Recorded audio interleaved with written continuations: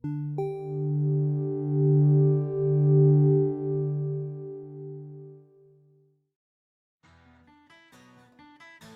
adventurers, welcome back to the channel. Today we're diving into some awesome house rules that you could try with your next tabletop RPG session. These tweaks have the potential to add depth, excitement, or maybe entertainment to your games. Let's get started. Number 1. Max HP until level 3. In the early levels of any RPG, characters can feel incredibly fragile. One unlucky roll can send a character to an early grave. That's why I love the rule of giving characters maximum hit points until around level 3. This small change helps new players and low-level characters survive those initial dangerous encounters. It allows them to engage more with the story and their character development, without the constant fear of a random crit ending their journey prematurely. Plus, it gives the DM a bit more freedom to throw interesting challenges at the party without worrying too much about a total party kill. Number 2 is drinking difficulty check. Let's talk about drinking rules. In my games, I use a constitution saving throw mechanic to handle how well characters hold their liquor. Here's how it works. For each drink a player finishes, they must pass a constitution saving throw with a DC or difficulty check of 8 plus the number of drinks they've had. If they fail 3 times or get 1 critical failure, they black out and gain a level of exhaustion on the next day.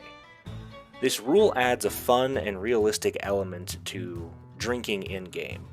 It also encourages role-playing, as characters might challenge each other to a drinking contest or boast about their tolerance. The consequences make these moments memorable and often lead to hilarious situations. Number 3 is the Game Master rolls all death saving throws in secret. Why, you might ask? Because it keeps players from metagaming, either intentionally or unintentionally. If the party knows a character is stable, they might focus more on combat, but if they have no idea how close their friend is to dying, every moment becomes more intense. It adds a layer of mystery and urgency to the game. Players have to make decisions without full knowledge, which can lead to more dynamic and dramatic gameplay. It makes those moments where a character's life hangs in the balance truly heart-pounding. Number 4 is inspiration becomes a player's legendary resistance. Inspiration is a great mechanic.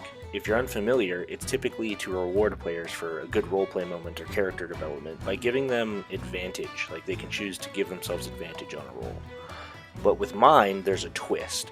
You would treat it like a legendary resistance for players.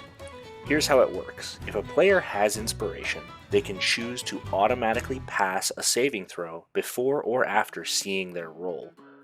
They can also apply this to ability checks, but not attack rolls. If a player is unconscious and rolling death saves, they can use their inspiration to become stable and recover 1 hit point. This rule makes inspiration a powerful tool that players can use in critical moments. It adds strategic depth and gives players a safety net for those clutch situations. The reason I don't let this inspiration work on attack rolls is because it could lead to some very unlikely or impossible situations occurring, and there are a lot of attacks and spells that could be abused by certain players if they had a guaranteed attack roll in their back pocket. Number 5 is critical hits. Everyone loves a good critical hit, but in most games I've seen, they typically double their dice rolls as a reward for a critical hit. However, when you roll 2 dice, there's still a chance that the result of those dice could be less than a normal attack roll. To make them even more satisfying in my games, when rolling a critical hit, the creature or players deal the maximum amount of damage on the first roll plus an additional damage roll. For example, if you're rolling a d8 for damage, a crit means you automatically deal 8 damage, plus whatever you roll on the second d8, plus your modifiers. This ensures that critical hits feel truly impactful and rewarding. It adds to the excitement of combat, and it makes those 20s even more special.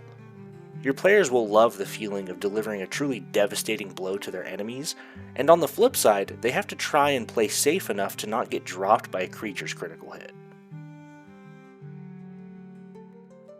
And there you have it, 5 house rules to enhance your tabletop RPG experience. Whether you're looking to add suspense, encourage role-playing, or just make combat more exciting, these tweaks can bring a new level of fun to your games. If you enjoyed these rules, let me know by liking this video, subscribing to the channel, and commenting what you think of any particular rule.